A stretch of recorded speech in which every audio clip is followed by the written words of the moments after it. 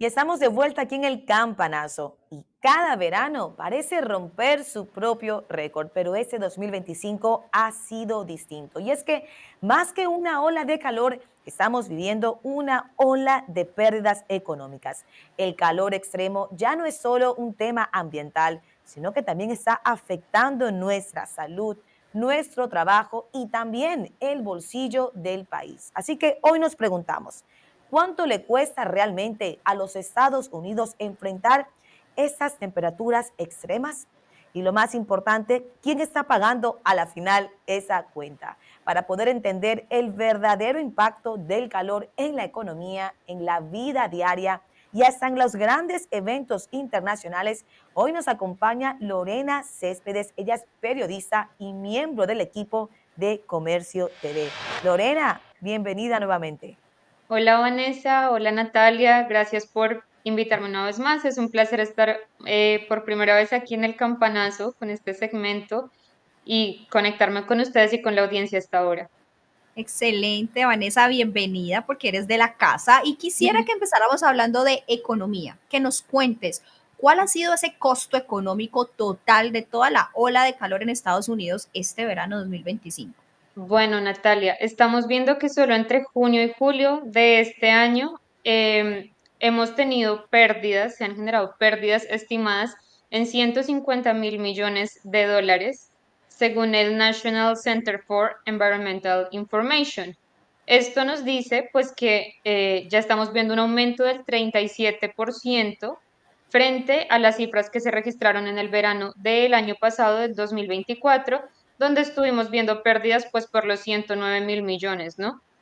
¿Eso qué quiere decir? Bueno, que este es hasta ahora el verano más caro que estamos viendo en la historia reciente de los Estados Unidos, y las causas pues van obviamente desde interrupciones energéticas, sobrecarga eléctrica, hemos visto daños en la infraestructura, estamos viendo saturación hospitalaria. Entonces, o sea, para que la audiencia lo dimensione realmente el tamaño del impacto que esto tiene, este verano ya le ha costado a Estados Unidos más de lo que le costó la guerra comercial que hubo entre Estados Unidos y China entre el 2018 y el 2019. Además, les doy un dato del Congressional Budget Office que dice que de hecho si no actuamos ahora para contraatacar esta ola de calor, pues inevitablemente el calor va a afectar el Producto Interno Bruto en un 0,5% anual cada década. Wow, es mucho. Y esos datos son bastante fuertes, Lorena. Hablamos de pérdidas de 150.000 millones. De ese valor, ¿qué sectores están absorbiendo la mayor parte de este golpe económico? Bueno, Vanessa, vemos tres sectores que se ven, digamos que especialmente golpeados por el impacto del calor. Número uno, obviamente, el sector de la energía. Hemos visto que las redes eléctricas pues colapsan. Solo en julio de este año, además, las cifras dicen que entre reparaciones y expansiones para evitar saturaciones eléctricas, ya se ha hecho una inversión de más de 6.000 millones de dólares. Entonces, es una gran, gran cifra. Por otro lado, pues el sector de la salud pública, estamos viendo que las emergencias por golpes de calor han aumentado en un 80% en los hospitales. Es decir, estamos viendo un aumento del 80% en hospitalizaciones solo por golpes de calor. Wow. Entonces, esto genera obviamente un gasto adicional para Medicaid, pero también pues estamos hablando de un aumento en los presupuestos estatales. Y un tercer sector, creo que lo deben imaginar, es pues el sector que cubre los trabajos informales y los trabajos que se hacen al aire libre. Este sector es donde se ven más o menos el 60% de las pérdidas. Em, pues que vemos allí que este golpe de calor afecta obviamente a las personas que tienen trabajos informales, trabajos al aire libre, que no tienen, digamos que ningún tipo de protección térmica. Y esto trae consigo, digamos que un problema adicional, contribuye a un problema adicional, y es que esto está agravando las brechas laborales y obviamente pues la desigualdad climática. Totalmente. Yo quisiera preguntarte por tres sectores en particular, Lorena. que son la agricultura, la logística, la construcción, que sabemos que tienen gran incidencia en la economía actual. Quisiera que nos cuentes cómo está afectándolos la hora de calor, incluyendo el caso aquí de Miami. Claro que sí, Natalia. Bueno, en el suroeste vimos, por ejemplo, que la producción agrícola se redujo en un 12%, y por el lado de la logística, pues obviamente hemos visto em, fallas y retrasos, no solo por las deformaciones en las carreteras y en las vías donde se trabaja, sino además por las fallas en las maquinarias que están expuestas al calor constantemente, ¿no? Em, por el lado de la construcción, pues estamos viendo que más de 14 estados han tenido que hacer ajustes en lo que son como sus horarios laborales por motivos obviamente de seguridad térmica. Y esto, digamos que a la larga, ya ha traído una pérdida de 1.700 millones de dólares aproximadamente. Ahora, si nos centramos en Miami, por ejemplo, que es un caso muy especial aquí, una ciudad en el estado del sol, porque, bueno, Miami y la Florida en general sucede algo y es que el calor tiende a sentirse y a concentrarse desde meses un poco más tempranos en el año y suele extenderse hasta meses donde ya en otros estados pues podríamos estar hablando del otoño, ¿no? Entonces, claro, los que vivimos aquí en Miami se los podemos decir, el calor está muy fuerte, muy fuerte. Y si hablamos pues del caso, por ejemplo, del condado de Miami-Dade, hemos visto que las cifras dicen que ya van pérdidas de más de 10.000 millones de dólares en productividad reducida debido obviamente pues al aumento en el calor de este año, perdón. ¿Qué vemos? Pues que sectores como construcción, como el comercio, que representan el 20% de la economía del condado, el 20% de la economía local, es donde estamos viendo que se concentra la mayor cantidad de pérdidas. Además, pues como te lo comentaba anteriormente, vemos una saturación en los hospitales. Miami no es la excepción. Aquí también ha habido un gran aumento. En el número de visitas a hospitales y en el número de hospitalizaciones relacionadas obviamente a golpes de calor y al clima extremo. Lorena, y siendo como lo tenemos aquí, el verano más caro en lo que ha sido la historia, ¿cómo ha estado Estados Unidos, la administración actual, invirtiendo para poder prevenir que estas pérdidas incluso sigan creciendo? Bueno, esta es una pregunta muy interesante y con la que creo que la audiencia va a llegar a reflexionar porque aquí les voy a decir realmente quién está asumiendo el costo de este calor tan extremo. O sea, si lo que se está haciendo es suficiente, la verdad es que no, no en la medida necesaria. Digamos que bajo el gobierno Biden en el 2024 se aprobó un paquete de resiliencia ambiental por 50.000 millones de dólares. A la fecha de hoy solo se ha ejecutado 18% de ese presupuesto. Entonces, lo que vemos que muchos expertos dicen es que digamos que la inversión que se está haciendo es más como reactiva que estratégica.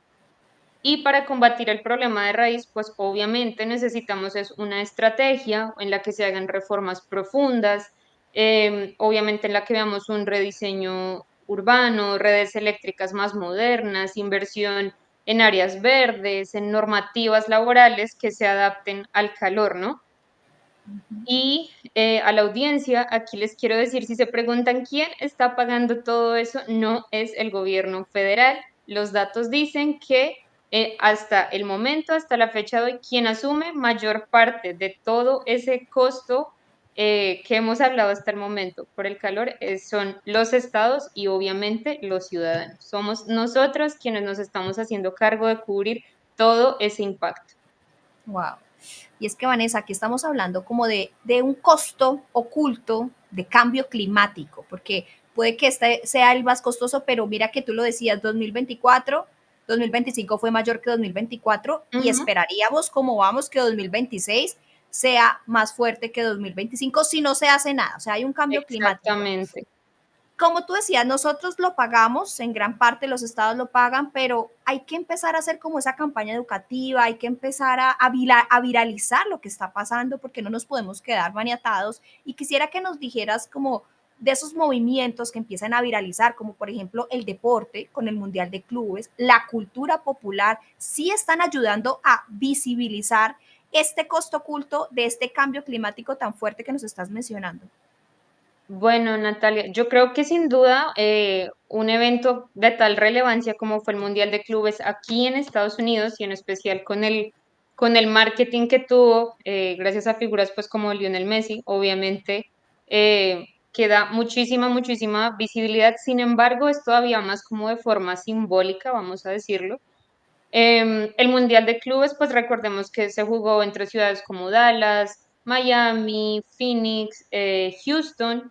Vimos durante el Mundial de Clubes que se registraron temperaturas de 42 grados centígrados. Estamos hablando de unos 107 grados Fahrenheit aproximadamente. Y durante pues el torneo estuvimos viendo que se tuvieron que implementar pausas adicionales pues para hidratación de los jugadores.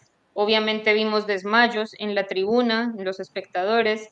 Vimos que hubo muchos jugadores que tenían que retirarse del campo por fatiga térmica. El calor era terrible. Y entonces esto que proyecta, digamos, por ejemplo, de cara al Mundial del año que viene. Em, que recordemos, el Mundial se va a jugar entre México, Canadá y Estados Unidos, pero en Estados Unidos vemos que van a, digamos, tienen el protagonismo ciudades como Miami, Nueva York y Los Ángeles, que son ciudades que han reportado estar muy afectadas por la ola de calor tan intensa que estamos viendo, ¿no? Entonces, creo que lo que está sucediendo, pues más allá del deporte, refleja no solo el impacto del calor en los eventos internacionales de gran renombre, sino en la imagen internacional del país. Ahora agregó una cosita aquí y es que, por ejemplo, gracias al Mundial de Clubes se tuvo en consideración para el Mundial el año que viene el hecho de que efectivamente van a haber pausas adicionales para que los jugadores se hidraten, pero además el compromiso de los Estados Unidos a hacer una inversión en sus estadios y en asegurar una logística que garantice la seguridad, obviamente, de los espectadores. Obviamente lo que vimos este año sí o sí va a influir en los horarios en los que se jueguen los partidos, ¿no? O sea, creo que sería incoherente, por ejemplo, ver un partido en Miami al mediodía, entre mediodía y 3 de la tarde, porque pues, o sea, Exacto. morimos del calor, no hay manera de hacerlo, ¿no? Entonces, todo este tipo de situaciones, sin duda, dejaron entrever la gran misión que tiene Estados Unidos en este momento para combatir esa ola de calor, porque más allá del mundial, obviamente, cuando el mundial se acabe, el calor va a seguir, los ciudadanos aquí en Estados Unidos vamos a seguir aquí y sí o sí necesitamos pues un sistema que nos permita continuar siendo eficientes, continuar funcionando a pesar pues del calor extremo. Entonces, para cerrar, las dejo a ustedes, chicas, y les dejo una pregunta a la audiencia, teniendo en cuenta todo lo que les acabo de decir, y es no solo si estamos listos para adaptarnos al gran cambio climático que estamos viendo y a las olas de calor que cada año, digamos que nos azotan más duro, sino cuánto nos va a costar cada año que dejemos pasar sin adaptarnos sin hacer un esfuerzo por combatir estas olas de calor. 100% Lorena, 150.000 millones en pérdidas, pero el costo, como dices tú, como nos acabas de contar, que termina pagando el ciudadano estadounidense cada vez va a seguir aumentando. ¿Y cómo nos vamos a adaptar? Muy buena pregunta, va a quedar aquí para incluso buscar desarrollarla más adelante. Lorena, gracias por acompañarnos hoy en el campanazo con un tema tan importante, tan caliente, podríamos decirlo. Gracias a ustedes, chicas, por el espacio y obviamente pues volveremos seguro con un segmento donde podamos contarles pues las actualizaciones respecto a esto, ¿no? ¿Qué inversiones vemos? De repente, ¿qué otros impactos vemos cuando termina el verano? Porque todavía quedan un par de días por allí. Y bueno, y como te digo, en Miami sabemos que por lo menos hasta agosto o septiembre todavía hay tiempo de broncearse.